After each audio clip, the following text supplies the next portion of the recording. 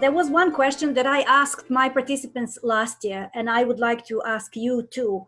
Everybody who's dealing with research or any sort of report, the conferences like this one have purpose of them is to present all these opinions and researches to a practical musicians so that they can prosper and put these recommendations into use. So my question is, do you have anyone who is commissioning these researches?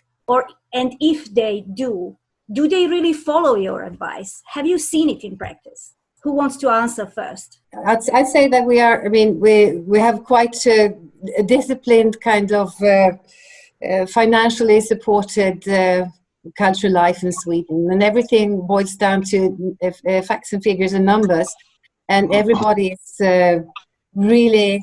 This has been going on for, I don't know if the issue would be the audience development. Of course, this is huge, but I'd say that we're quite focused on the digitalization and to see how we can reach out through digitalization. And of course, everybody wants figures and facts and figures. And I think that there's a lot we can learn from abroad when it comes to finding the audience. Klemen, did anyone have asked you about your results and how to apply them, the results with the digital options that you developed now? Yes, of course. For now, I explained before that we had to do a quick market research because we are applying for public funds for a startup for creative industries. So, but besides of that, of course, I informally talked about many of colleagues from the field of musicians, like composers, my colleagues from the orchestra who run their own chamber ensembles and so on, also with colleagues from different institutions in Slovenia and abroad. And their response was really encouraging because they recognize this platform as something unique. There are several similar platforms, but they are not exploiting this digital technology to the top, to the every single corner in our field we are living and managing somehow. So it is still quite young. You just started with this. We started a year before when I was still in the Slovenian Philharmonic, but we designed first only for one institution. But finally, it was too expensive then. And then we started to think globally, to invest in one platform that could cover many institutions worldwide and to get many users. So once somebody from Japan or South America could listen and watch the concerts of the Belgrade Philharmonic in Kolarac, it's like a digital hall, but worldwide, and providing for every institution who can't afford to build it for their own, like Berlin Philharmonic and some other orchestras. Goran, now I'm asking you the same, because last year I asked this question and the answer from Serbian researchers was pretty negative. So how about your research? Do you think that it echoes somewhere in the world of art? When it comes to Serbia, a little less so, internationally much more, but even in Serbia, when we talk about national level, then less. If we talk about, for example, city of Novi Sad, the whole bid for European Capital of Culture was actually built on the research that I did together with Professor Cvetićanin, who participated last year, and it was an audience research. So the whole program was built with these centers that are trying to decentralize cultural offer, with a whole series of programs of participating and engaging audiences. And for example, one of my research that they took and started the whole program from was a program called Audience in Focus, Publica u Focusu. It is the one and only so far publicly funded call for projects, particularly designed for audience development. So public institutions of Novi Sad could apply, and I'm not sure, don't take me for granted, but around 15 of them applied in different groups and so on, especially for audience development projects. Some of them were more successful, some less successful, but that actually brought the audience development topic, it tremendously raised the importance and the visibility of that topic and the need for culture institutions to develop their audiences. But then it's a long process, you know, and we developed that these efforts further in the project that we were doing, these cultural strategies of all public institutions in Novi Sad.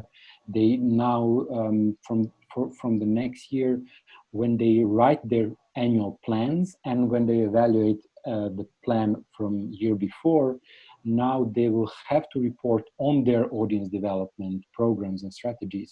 This is also the way that public institutions in Serbia function is and make plans is they say we will have 20 concerts, 2 discussions, 17 this and that's all. They don't have to actually report to their funders, basically to the taxpayers, how they develop audiences. This will change in Novi Sad, for example, from the next year.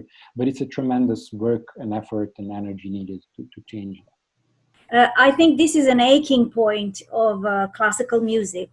We, me being classical musician and being surrounded by colleagues of the same age, we always thought that you just play well and the quality will bring you audience. There we sit a little bit stiff. You know, we are stuck in that position. This triangle of performer, institution, audience, that is sort of broken because there is no audience in this equality, in this relationship, especially from the side of performers. They do not know their... Do you agree with me, Marija? Absolutely, absolutely. The thing that you were saying, but I have to say, you know, as you said, you know, it's not all about the perfect performance. I still think that it's all about the perfect performance. That's one component, but this also relates to the question that Ulrika asked us. Does classical music really have to be perfectly executed? And, absolutely. Well, I think so. Now we are talking about professional performances. And last year we had a conclusion that we are lacking enormously this amateuristic field of classical music. People used to play much more at home. And there was our Philharmonics developed from the Doctors Musical Society, as we know. And these people were medics who knew how to play, and they played and they grew, and finally it turned into a philharmonic orchestra. That was in the end of 19th century, 19th century, as we know. So we used to practice classical music at home much more, and somebody told us last year that this is still very, very popular. For example, in England, people do get together to play amateurly. I mean, it doesn't have to be perfect. You bring your neighbors and they listen and they enjoy and they talk and they bring some new repertoire, and then you get acquainted with the new music materials that you didn't know before. So we have to, I think we have to divide.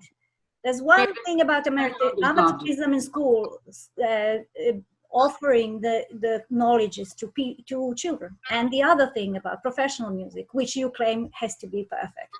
I think it's a quite known fact that actually amateur players are the best audience of professional players. That is true. That's in sports, that's in music, that's in theater, that's everywhere. So I agree completely with that.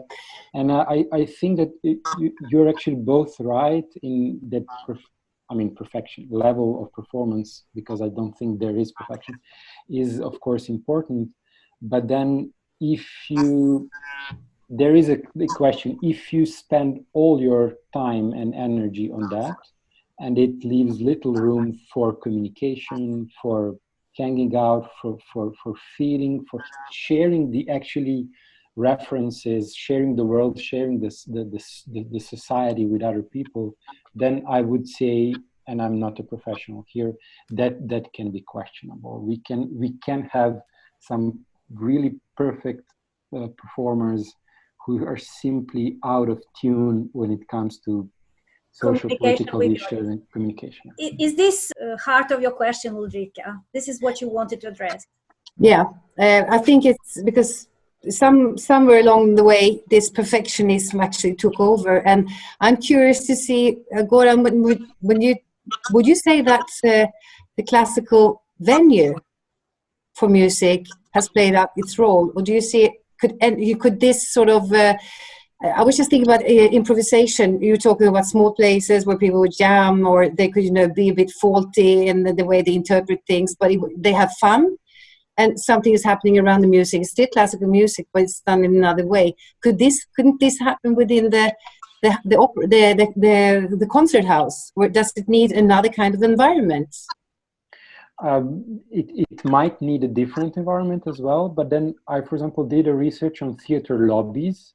And for me, these are key places for audience engagement, for example. This is where you actually start feeling that you belong to a community of concert lovers, for example. This is not something that happens in the hall itself and you go out and you go home. There's people doing that as well.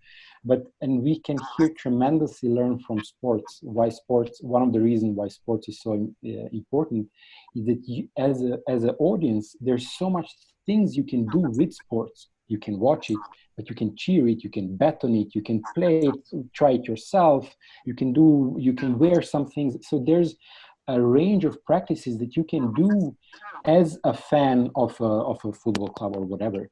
And there's very little things that you can actually do as a fan of a composer or a symphonic orchestra.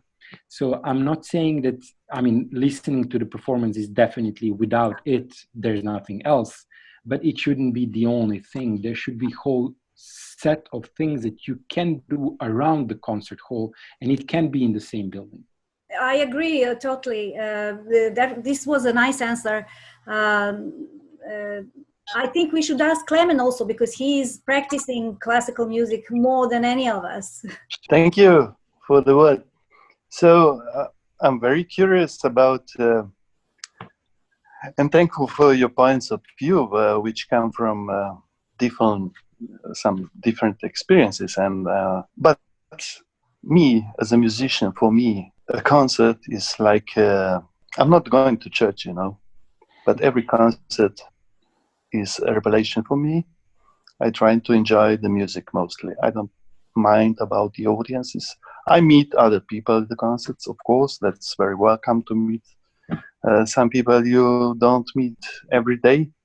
But if we are comparing many different kinds of orchestras, like high professional orchestras, then we have amateur orchestras, then we have youth orchestras, kids orchestras. Every single orchestra has its own meaning, and it's very welcome to perform, of course, because every such orchestra has its own audiences. If we go to audience, right, mm-hmm. The particular audience, and if we go to a concert, music school, of course, we can't expect something on a really top professional level. But if you look at the States, there are more than 1,000 different orchestras, but only 25, I guess, count as major orchestras, as top-level orchestras. And all orchestras in the States particularly, because they are not public funded, are very connected with their own regional environment. So they attract different kinds of audiences. Of course, if you go to an amateur orchestra concert, there will be mostly friends of the musicians. And if you go to a music school, there will be mostly parents, their brothers, sisters, grandparents, friends. But if you go to like Slovenian Philharmonic Orchestra concert, you will usually meet people who really love arts and expect to be like Beethoven's symphony performed on a high level, and also with enthusiasm, because such an audience expects that the musicians play devotedly.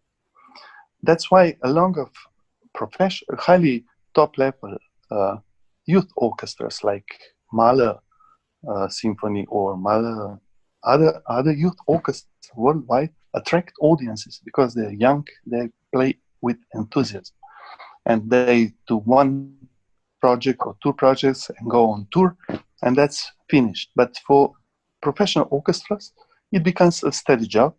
I am wondering, this really relates to what Marija was saying. You have to know your audience. Yes, you can be relaxed, but you have to know, is this the audience to be relaxed with, right? Absolutely. Different types of orchestras and different types of concerts and different types of audiences also. Yes, it's all about diversity in the end. Yes, you know, it is. If you have diversity, if you have so many choices, you know, if you have the amateur musicians, if you have professional musicians, if you have, you know, conventional venues for the concerts, if you have your underground venues for the concert, then you have something to work with. And the audience really have to know who are you playing for, who are you preparing your repertoire for, and we have to go to the audience and ask them if they have some questions. Now we're going to switch and see our listeners and let them ask if they have any questions for us. I hope Klemen will come back. This is Eva from Sweden here. So there are a couple of questions here. Is there such a thing as professional or professionalism? And how do we know if we are spending time on the right thing? And there is also another question about how can we increase the activities around a concert. And I was also reflecting on the word here, the enthusiasm. What is enthusiastic audiences? And how can we measure, how do we know if there is such a thing as enthusiasm involved? Well, I thought he said enthusiastic players.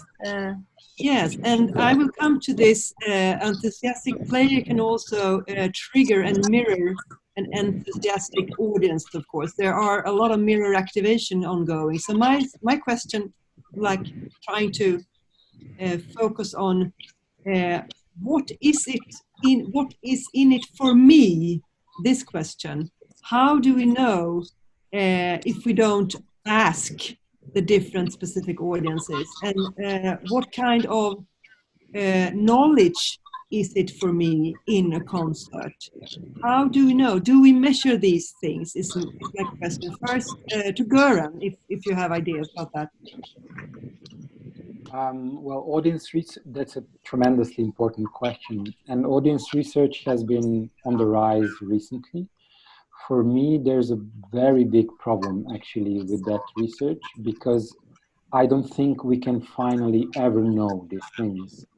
I mean, there's always doubt, there's always these gray areas, there's always, I mean, especially not measuring, but even trying to understand how people experience something that is very hard to be expressed with words is tremendously hard. The only thing that I could say is that the research that has left more room for, how to say, some ambiguities and questions is for me a much better research. For example, Marija mentioned this active and passive audience. It's been a big theoretical struggle over that.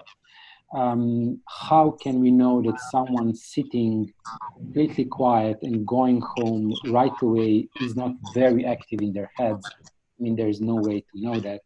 So for me, the best way is to actually try to understand various ways that people engage with what we do, theater, play, concert, opera, whatever, and try to offer different things to different people. Some people like more, for example, texts and talks before and after. Some people just like quiet spaces. Some like to chat and drink beer, some not.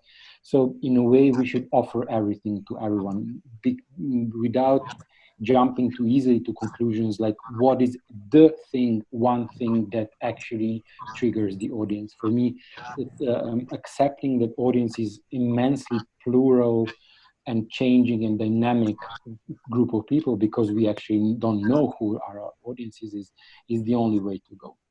All right. Does anyone want to contribute to this answer? Anyone from the audience? Do we have any questions? There was Georgie yes. asked through the chat. So Georgie, please, if you can hear us. Yes, I can hear you. I had my hand raised, so I hope that was the right thing to do, to ask a question. So yes, by the way, hi everyone, and thank you for your time.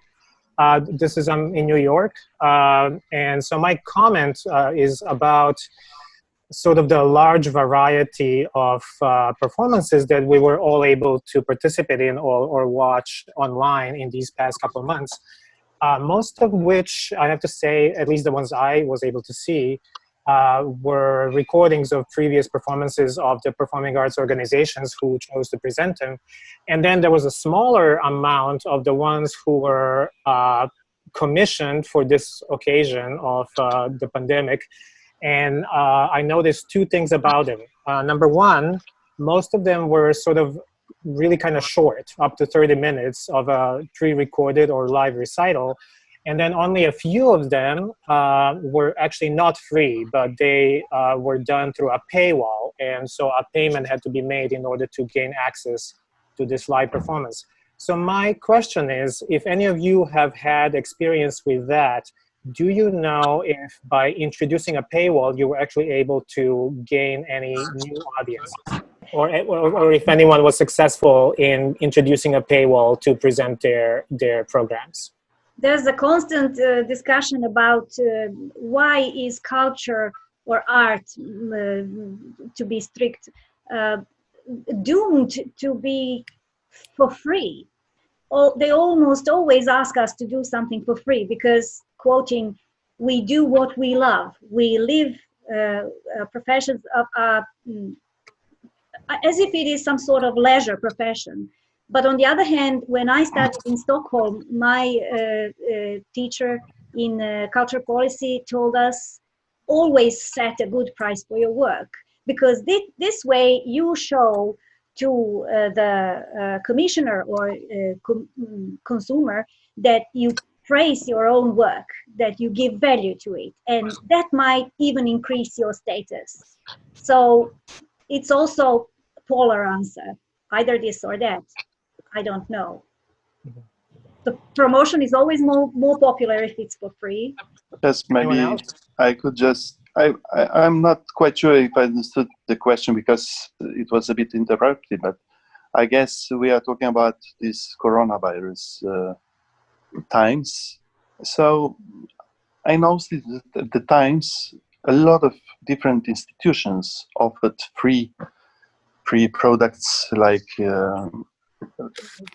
language learning, and libraries opened worldwide online and so on. So also our institutions offered not just the Slovenian Philharmonic, also other institutions offered performances or live stream chamber music concerts during the time, and it was free, everything.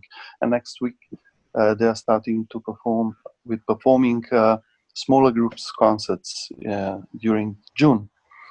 So, and it's gonna be for free as well. So in a way, the institutions, I think they're trying to give back to their regular audiences what they missed in the last couple of months. So, but if I go back to the platform I was trying to describe before, it's not meant to be for free, because actually it has a lot of in common with performing rights as well, you know. And there are different kind of laws in the Europe and the States and so on. So I'm much acknowledged with the statement of and the law in the States, because I used to perform there, and it was normally that you perform and broadcast them for free, but not in Europe and some other countries worldwide. It has much to do with the law as well, you know. It's not just that, because the musicians have to be paid for every streamed concert. because it's according to the law. So we Yes. have a lot of questions regarding that when promoting this white paper for the platform. Yes, you're absolutely correct. So here in the States, we do, whenever we sign a contract to perform, a part of that contract is that our images or any section or the whole performance can be used at the leisure of the organization that's presenting you. Luckily for everything that was canceled, at least in my case, right now for the COVID pandemic, every single contractor who needed me to come in and perform offered at least a partial fee. So, and then I'm also noticing that, for example, certain artists who were supposed to perform, let's say, in New York, and those concerts were canceled because of the pandemic, some of them were given the option to record their concerts and present them online, which they did. And in that case, usually a paywall was built up to sort of, to recoup some of the costs, because I'm sure the artists were paid for the work they had put in. For you, Georgia, do you think Yes. that these free performances during COVID will increase the consumption of culture afterwards? Is it a good promotion for the culture? Do you think the numbers will rise afterwards? I do hope so. I do hope so. I would have to answer that. I guess I will have an answer at the end of August after all these online performances that I will have done by then. But I do feel I myself have consumed a lot more culture than I usually do, because I'm usually busy doing other things. So I'm hoping that other people took advantage of this culturally rich period to see things that maybe they're not able to see otherwise. Okay. Yes. So, you wanted to say something more? No, that's about it. Thank you. Do we have another question? I don't know when Zoom is going to cut us out, but I will just announce that we are continuing with the conference tomorrow evening at the same time. But go ahead and ask as much as you can. We will squeeze out all the possible time out of Zoom. All the minutes. All the minutes, yes. I think that will be an enormous demand for culture and the arts, and just to be back into opera houses. The Royal Opera, they opened for the autumn and then started selling tickets last week, and there were 2,000 people queuing up for tickets. And I'd say that the pricing would remain roughly the same. I don't think there would be a drop. I think it would be the same. But I do think that there are very many questions to have to be answered regarding the distribution, the digitalized distribution, because every artist will claim their rights. And we have agreements between the unions and the Swedish Performing Arts Association stating a minimum for what you're actually supposed to receive. And we've seen some short-term new agreements just during the COVID. But we will go back, of course, to what we have, and then there's money that has to come around. I think that the main question here is to find a portal for the digital right, to find one portal so that people can find, like Spotify, Yes. for music, so that you can really find the concerts, so you know that there is this going on. There has to be some kind of order. Okay, some portal for cultural tourism to get to the other cities in Europe and listen to what you prefer and make a trip out of it. You need really to have a good access to all the information where things are shown. Right, anyone from the audience, more questions? Yes, hello everyone. Yes, hi. Greetings from Ljubljana. This is Oliver. I am also a colleague of our dear participant Klemen, who was talking before. And I have a few insights on this topic about how things are turning. We just started, Klemen mentioned it before, we just started live streaming our concert from Slovenian Philharmonic. And I am a member of orchestra and a member of a technical group that provides these concerts to a live stream on internet. And so if I can answer this paywall question, no, this is the new way of presenting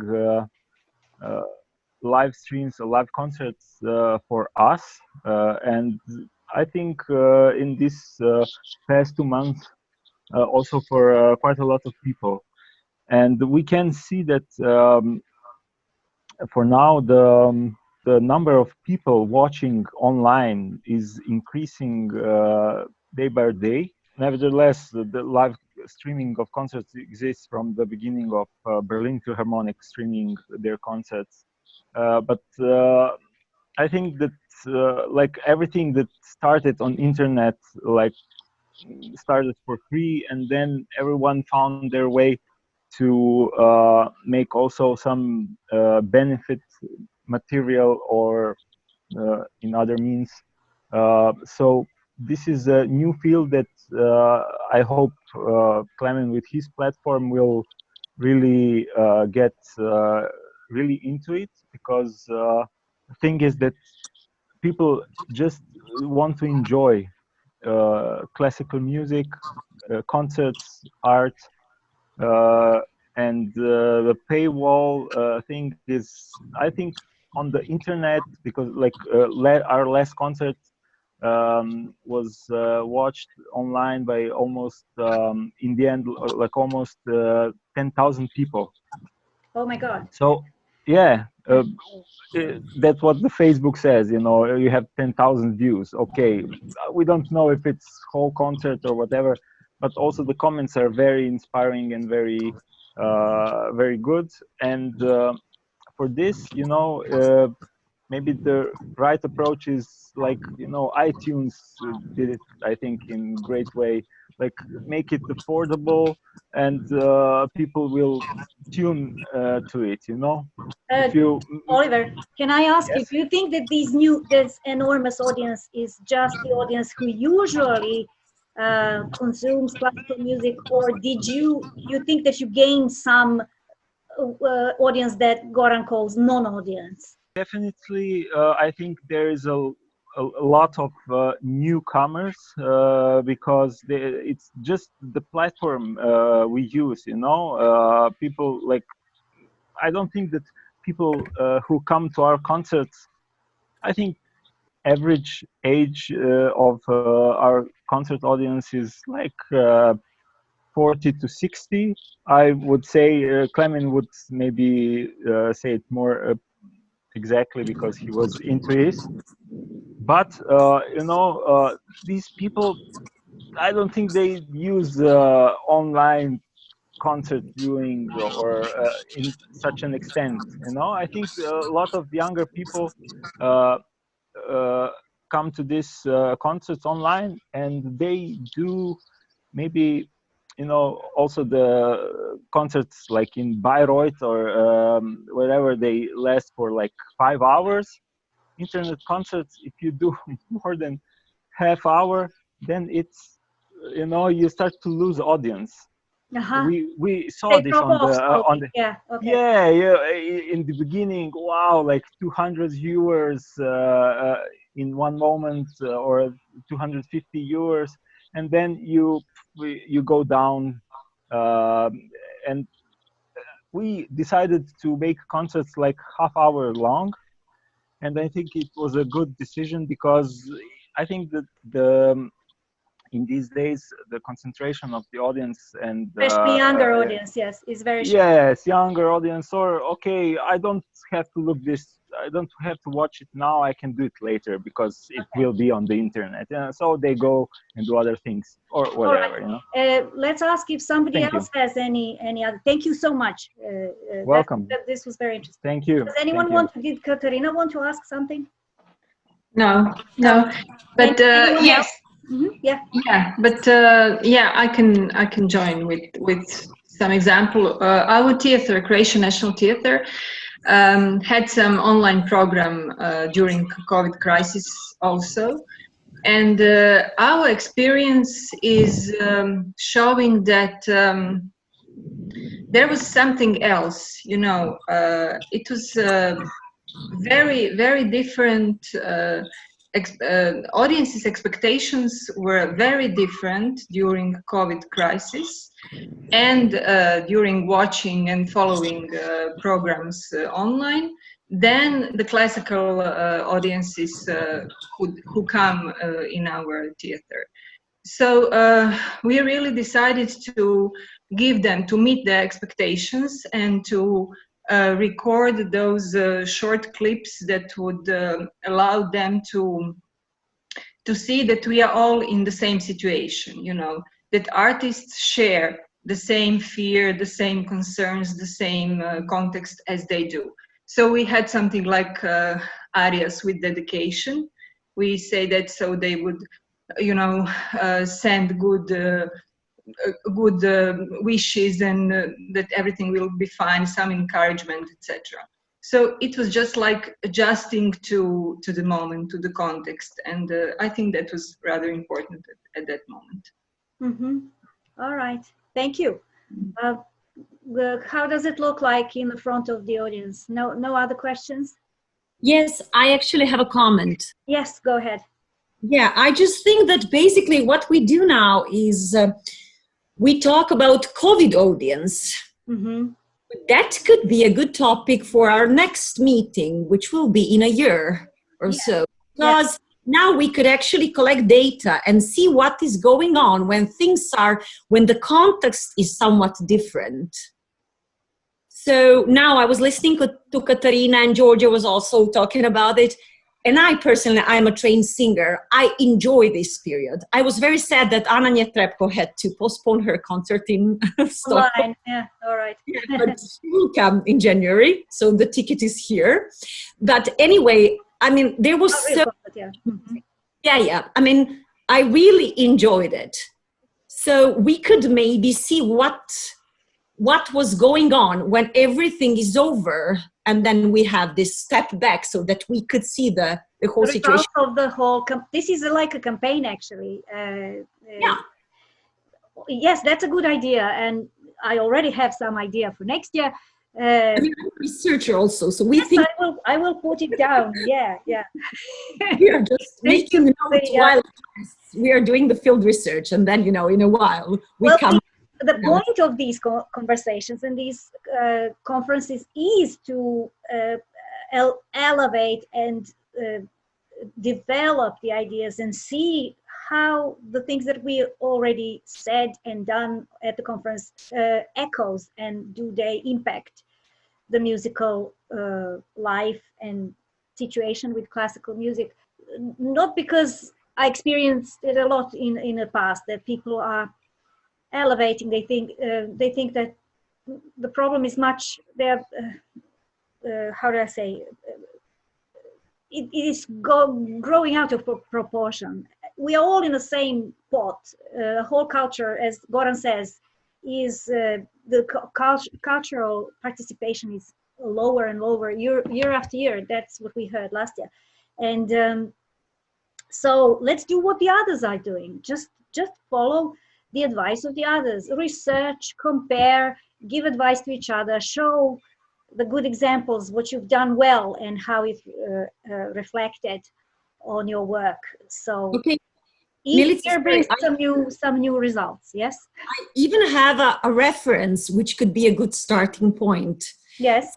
Maybe Goran knows about that chapter from the book on musical scenes, where Howard Beck is talking about how jazz music he played before he became a sociologist, he was a jazz pianist, was actually affected by the context.